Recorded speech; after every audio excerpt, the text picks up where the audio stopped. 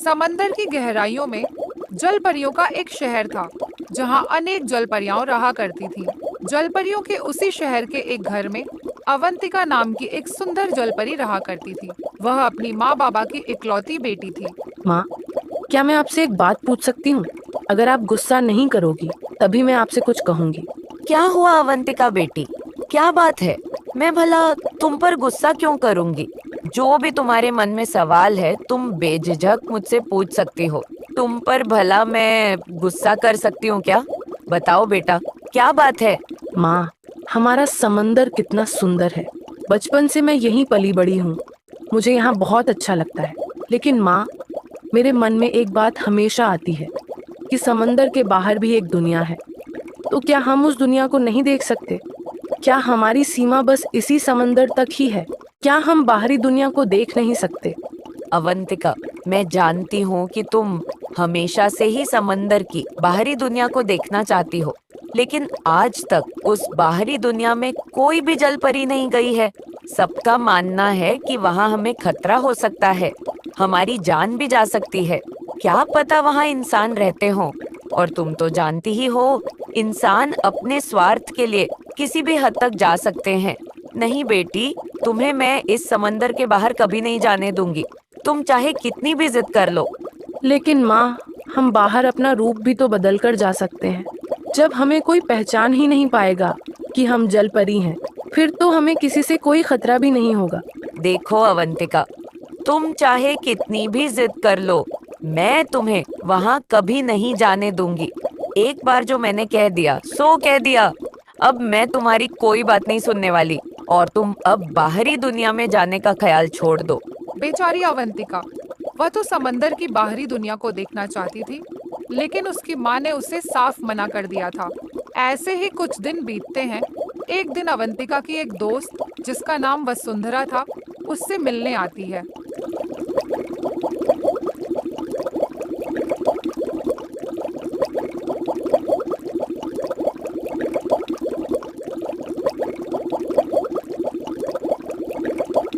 अरे अवंतिका, कैसी है तू? बड़े दिन हो गए थे तुझसे मिले हुए। तू तो मुझे जैसे भूल ही गई है, तो मैं ही तुझसे मिलने तेरे घर आ गई। क्या हुआ अवंतिका, तेरा चेहरा ऐसा उतरा हुआ क्यों है? तुझे किसी ने कुछ कहा है क्या? मुझे बता, आखिर बात क्या है? कुछ नहीं यार, मैं तो बस समंदर की बाहरी दुनिया देखना चाहती थी, लेकिन माँ ने तो साफ मना कर दिया। उन्होंने कहा कि बाहरी दुनिया हमारे लिए खतरा है, और मैं तो हमेशा से ही वहाँ घूमने जाना चाहती थी। अच्छा, बस इतनी सी बात? इतनी सी बात से मेरी दोस्त दुखी है? वही तो मैं सोचूं, हमेशा हंसते खेलते रहने वाली मेरी सहेली को क्या हो गया? तू चिंता मत कर अवंतिका, मैं तुझे बाहरी दुनिया में ले जाऊंगी। बस एक बात का ध्यान रखना कि घर में किसी को ये बात मत बताना, वरना घर वाले तो मना ही कर देंगे। क्या सच में वसुंधरा, तुम मुझे वहाँ ले चलोगी? थैंक यू सो मच यार। एक तू ही तो मेरी सच्ची दोस्त है जो मुझे समझती है। अच्छा तो बता, तू कब मुझे वहाँ ले जा रही है? बस कुछ ही दिनों बाद। तू बस थोड़ा इंतजार कर, और हाँ, याद रखना, अपने माँ बाबा को ये बात पता मत चलने देना, वरना वो हमें कभी जाने नहीं देंगे। और कुछ दिनों के बाद अवंतिका अपनी दोस्त वसुंधरा जलपरी के साथ बाहरी दुनिया घूमने निकल जाती है। वो दोनों अपना रूप बदल लेती हैं और इंसानों के रूप में बाहरी दुनिया में चली जाती है।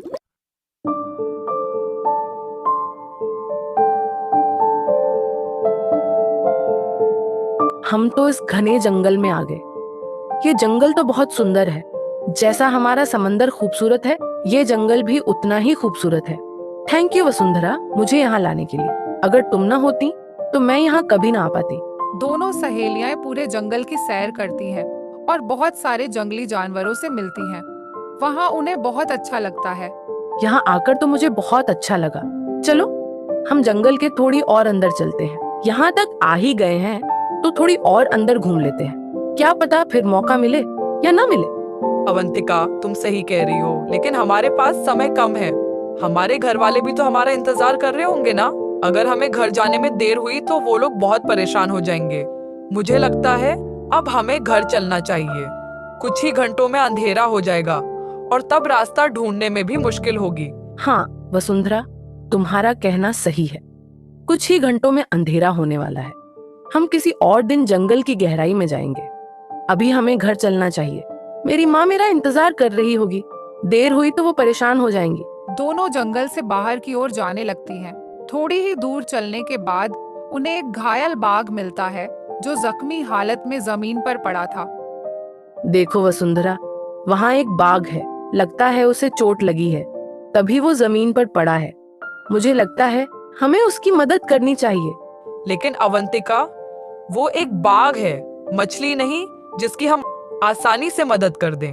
वो बाघ है और वो हम पर हमला भी कर सकता है, और हमें घर जाने में भी देर हो रही है। हमें यहाँ से अब चलना होगा, इसी में हमारी भलाई है।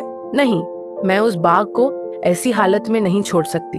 इतना कहकर अवंतिका बाघ के पास चली जाती है। प्लीज मेरी मदद करो, मुझे बहुत गहरी चोट लगी है। अगर मेरा इलाज समय पर नहीं हुआ तो मेरी जान भी जा सकती है। मेरी मदद करो, मैं जिंदगी भर तुम्हारा एहसान नहीं भूलूंगा।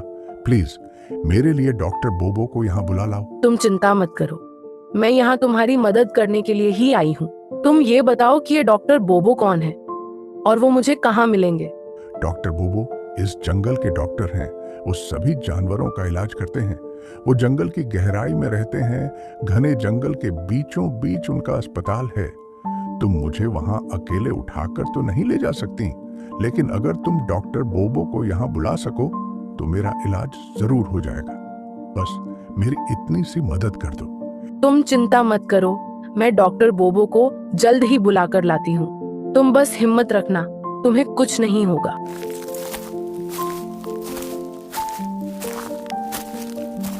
मैं भी तुम्हारे साथ चलूंगी अवंतिका। भले ही हमें घर जाने में देर हो जाए, लेकिन उससे ज्यादा जरूरी इस बाघ की जान बचाना है। दोनों सहेलियां डॉक्टर बोबो की तलाश में जंगल के काफी अंदर चली जाती हैं।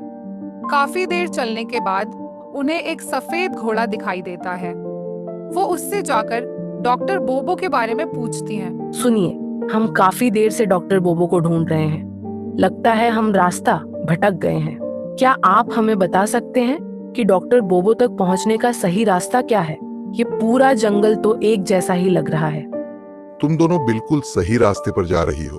बस ऐसे ही आगे बढ़ते रहो। पास में ही डॉक्टर बोबो का अस्पताल आने वाला है। बस सीधे चलते जाओ, जल्दी ही तुमको डॉक्टर बोबो मिल जाएंगे। आपका बहुत बहुत शुक्रिया वे हमें रास्ता बताने के लिए। दोनों सहेलियां उसी रास्ते पर आगे बढ़ती हैं और जल्द ही डॉक्टर बोबो के अस्पताल तक पहुंच जाती हैं। डॉक्टर बोबो एक गोरिल्ला थे जो जानवरों का इलाज करते थे। बताइए, आपका यहाँ कैसे आना हुआ? आज पहली बार कोई इंसान मेरे अस्पताल में आया है, वरना यहाँ बस जानवर ही आते हैं। वैसे मैं इलाज हर किसी का कर सकता हूँ। बताइए, आपको क्या तकलीफ है? तकलीफ मुझे नहीं, जंगल के एक बाघ को है। उसे बहुत गहरी चोट लगी हुई है। अगर उसका इलाज समय पर नहीं हुआ तो उसकी जान भी जा सकती है। आप जल्दी से मेरे साथ चलिए, मैं आपको उसके पास ले चलती हूँ। हमारे पास समय कम है। अवंतिका डॉक्टर बोबो को लेकर उस घायल बाघ के पास चली जाती है। डॉक्टर बोबो उसका इलाज करते हैं, जिससे उसे काफी राहत मिलती है। आपने अच्छा किया कि आप सही समय पर मुझे यहाँ ले आई, वरना इसका बचना बहुत मुश्किल था। उसकी चोट पर एक जहरीला कांटा चुभा हुआ था, लेकिन अब चिंता की कोई बात नहीं है। मैंने उस कांटे को निकाल दिया है। अब इसे थोड़ी राहत मिलेगी। कुछ दिनों में ये बिल्कुल पहले जैसा हो जाएगा और आराम से चल फिर सकेगा। अवंतिका, मुझे लगता है अब हमें चलना चाहिए। अब तो इस बाघ का भी इलाज हो गया है। अब हमें जल्दी घर जाना होगा। हमारे घर वाले हमारे लिए बहुत परेशान होंगे। दोनों सहेलियां अपने समंदर की ओर चल देती हैं। थोड़ी देर से ही सही, लेकिन सुरक्षित अपने घर पहुंच जाती हैं। अजीब बात है, ये दोनों तो इंसान थीं, फिर ये लोग शहर या गांव जाने के रास्ते पर न जाकर समुद्र की ओर क्यों गईं? सोचने वाली बात है। चलो, जो भी हो, कम से कम उनकी वजह से इस बाघ की जान तो बच गई। ऐसे ही कुछ दिन गुजर जाते हैं। अवंतिका को अब जब भी मौका मिलता वो अकेले ही उस जंगल में घूमने आ जाया करती थी। कभी कभी उसकी मुलाकात डॉक्टर बोबो से भी होने लगी। उस दिन आप बहुत जल्दी में थीं और आप तुरंत अपने घर चली गईं, इसलिए आपसे बात करने का मौका ही नहीं मिला। आपने तो अपने बारे में कुछ बताया ही नहीं। वैसे आपका नाम क्या है? मेरा नाम अवंतिका है और मुझे आपका ये जंगल बहुत पसंद है, इसलिए मैं यहाँ हमेशा घूमने आया करती हूँ। ये जंगल तो बहुत ही खूबसूरत है। आपने तो अभी तक एक खूबसूरत चीज देखी ही नहीं। इस जंगल में एक शानदार झरना है जो बहुत सुंदर है। आप चाहें तो मैं आपको वहां ले चल सकता हूँ, अगर आपके पास समय हो तो। जी बिल्कुल, मैं वहां जरूर चलूंगी। मैं तो हमेशा से ही समुद्र के बाहर की दुनिया घूमना चाहती थी। समुद्र के बाहर की दुनिया? मैं समझा नहीं आपकी बात। अरे मैंने ये क्या कह दिया? कहीं इन्हें मुझ पर शक तो नहीं हो गया? कुछ नहीं डॉक्टर बोबो, मैंने तो ऐसे ही कह दिया। आप मुझे किसी खूबसूरत जगह ले जाने वाले थे ना। चलिए हम दोनों वहां चलते हैं। दोनों उस खूबसूरत झरने के पास पहुंच जाते हैं। दोनों एक दूसरे से ढेर सारी बातें करते हैं। अवंतिका को भी डॉक्टर बोबो अच्छे लगने लगे थे और समय के साथ दोनों की दोस्ती और भी गहरी हो गई। धीरे धीरे डॉक्टर बोबो को अवंतिका से प्यार हो गया। अवंतिका, मैं बहुत दिनों से तुमसे कुछ कहना चाहता था। तुम ये बात सुनकर मुझसे नाराज मत होना। दरअसल बात यह है कि क्या बात है डॉक्टर बोबो? आप इतना क्यों घबरा रहे हो? ऐसी भी क्या बात है भला जो बोलने से इतना डर रहे हो? अवंतिका, जब से तुम मेरी जिंदगी में आई हो, मेरी दुनिया और भी हसीन हो गई है। अब मैं ये बात तुमसे कैसे कहूं कि तुम मुझे कितनी अच्छी लगती हो। मैं तुम्हें पसंद करने लगा हूं अवंतिका, और मैं हमेशा के लिए तुम्हारा होना चाहता हूं। मैं तुमसे शादी करना चाहता हूं। जब तुम मुझसे मिलकर अपने समुद्र के घर लौट जाती थी, तब मेरा मन बेचैन हो जाता था। हाँ अवंतिका, मैं तुम्हारी सच्चाई जानता हूं। तुम एक इंसान नहीं, बल्कि एक जल परी हो जो समुद्र में रहती है। मैंने तुम्हें कई बार चुपचाप समुद्र के अंदर जाते हुए देखा है।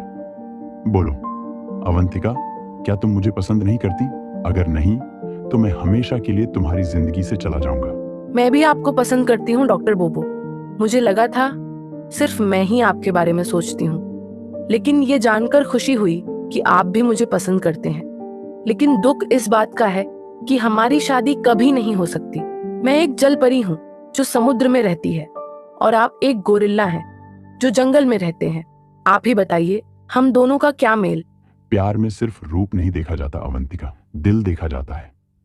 अगर हम दोनों एक दूसरे के साथ खुश हैं, तो शादी करने में क्या दिक्कत? डॉक्टर बोबो, मेरे माता पिता को तो ये तक नहीं पता कि मैं समुद्र छोड़कर बाहर की दुनिया में घूमने आती हूँ।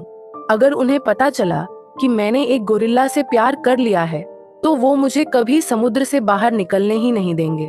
तुम चिंता मत करो अवंतिका, मैं तुम्हारे माता पिता से बात करूंगा। मुझे उम्मीद है कि वो हमारी सच्ची मोहब्बत को समझेंगे। मैं जल्दी ही तुम्हारे घर आऊंगा। कुछ दिनों बाद डॉक्टर बोबो अवंतिका के माता पिता से शादी की बात करने समुद्र के अंदर जाता है।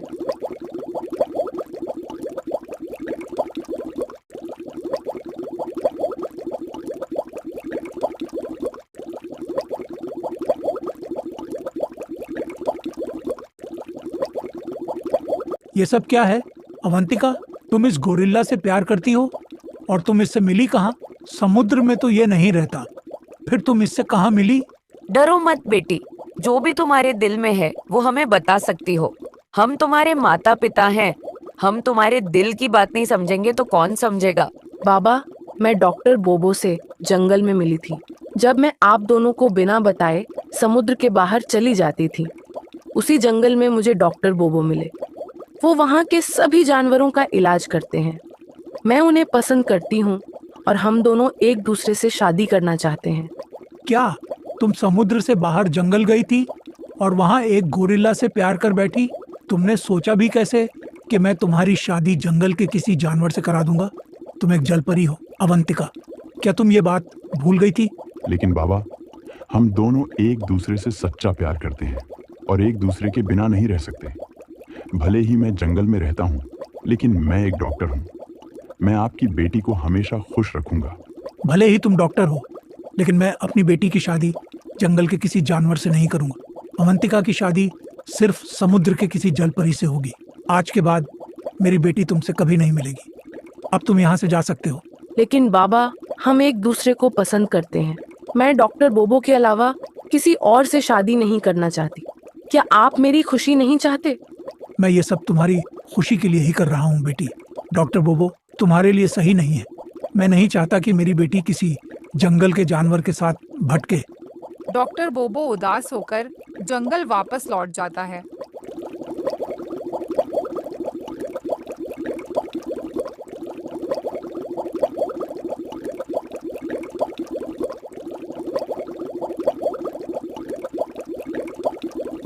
क्या हुआ डॉक्टर बोबो?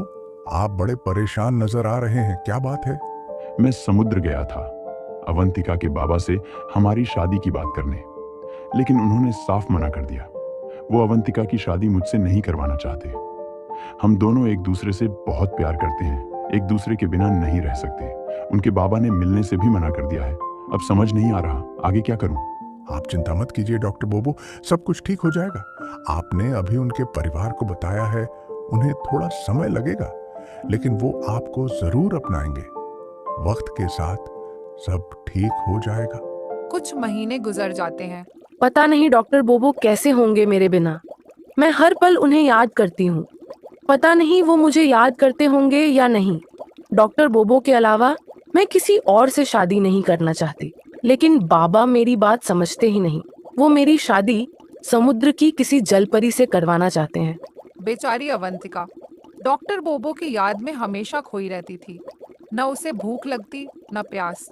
एक दिन अवंतिका के बाबा की तबीयत अचानक बिगड़ जाती है। क्या हुआ माँ? बाबा उठ क्यों नहीं रहे? पता नहीं बेटी, रात तक तो ठीक थे, अब अचानक बेहोश हो गए। डॉक्टर को बुलाया है, वो आते ही होंगे। तू चिंता मत कर, तेरे बाबा बिल्कुल ठीक हो जाएंगे। कुछ देर बाद समुद्र के एक डॉक्टर आते हैं, लेकिन वो भी इलाज नहीं कर पाते। देखिए, इनकी जो बीमारी है वो मेरी समझ से बाहर है। मैंने ऐसा केस कभी नहीं देखा। माफ कीजिए, मैं इन्हें होश में नहीं ला पाऊंगा। आप किसी और डॉक्टर को बुलाएं।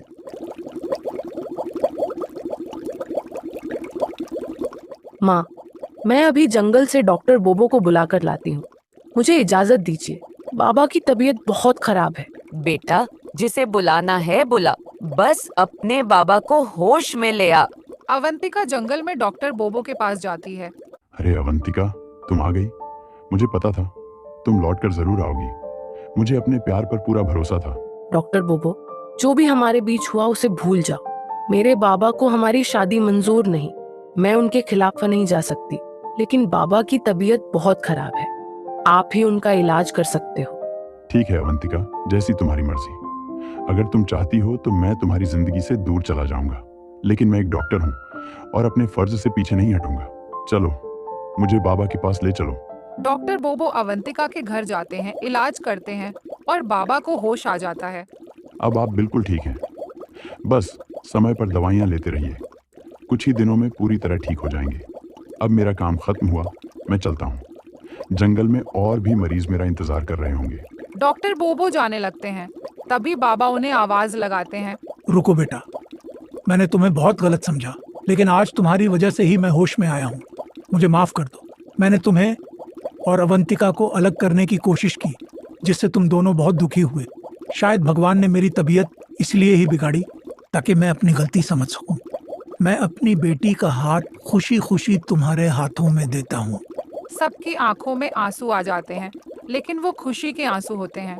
बाबा की मर्जी से अवंतिका और डॉक्टर बोबो की शादी हो जाती है। शादी के बाद अवंतिका एम्बुलेंस में बैठकर जंगल चली जाती है और दोनों खुशी खुशी रहने लगते हैं। तो दोस्तों, कैसी लगी आपको ये कहानी? हमें कमेंट्स में बताएं। अगर आप हमारे चैनल पर नए हैं तो चैनल को सब्सक्राइब करना और बेल नोटिफिकेशन दबाना ना भूलें।